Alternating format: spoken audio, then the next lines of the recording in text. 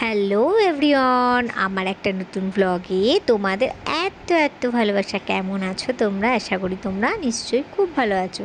সন্ধে হয়ে গেছে, ভাত ঘুম দেওয়ার পর সোনাকে ঘুম থেকে তুলে উঠতেই চাইছিল না, তারপরে ওকে কিছু খাইয়ে দাইয়ে দিলাম। ওই সময়টা সেরিগ্রহ খায়, তোমরা নিশ্চয়ই জানো। দিয়ে খাইয়ে দিয়েছি।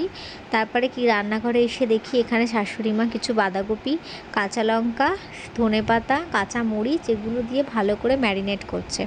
মাকে জিজ্ঞাসা করলাম যে এটা দিয়ে তুমি কি বানাবে? বলছে এটা দিয়ে মোমো তৈরি হবে। যেহেতু আমার শ্বশুর শাশুড়ি ওনারা চিকেন খান না, তাই ওনারা আজকে এটা ভেজ মোমোই তৈরি করবেন। এখানে আর ময়দাটাকে ভালো করে মেখে নিচ্ছে। আমি না মোমো বানাতে পারতাম না, কিন্তু আমাকে শাশুড়ি মা খুব ভালো করে শিখিয়ে দিয়েছে। আমি এখন চেষ্টা করলে আশা করি পারবো। মোমো বানানোটা খুব একটা কঠিন ব্যাপার না। তারপর এখানে ভুট্টা পুড়িয়ে দিয়েছিল মা, সেটাই খাচ্ছি। সোনাকে বললাম খাবি? ও বললো না, খাবো না।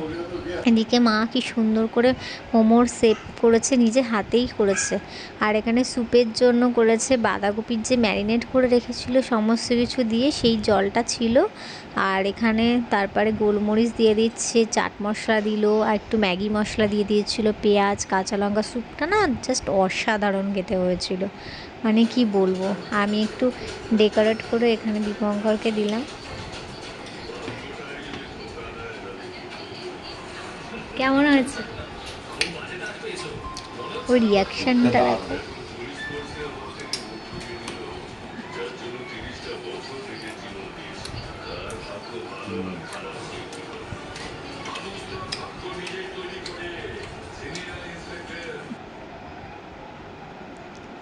ওইদিকে বাবাকেও দিয়েছি, বাবারও বেশ ভালোই লেগেছে মোমোটা। তো আজকের মতো ব্লগটা এখানেই শেষ করলাম। চলো বাই।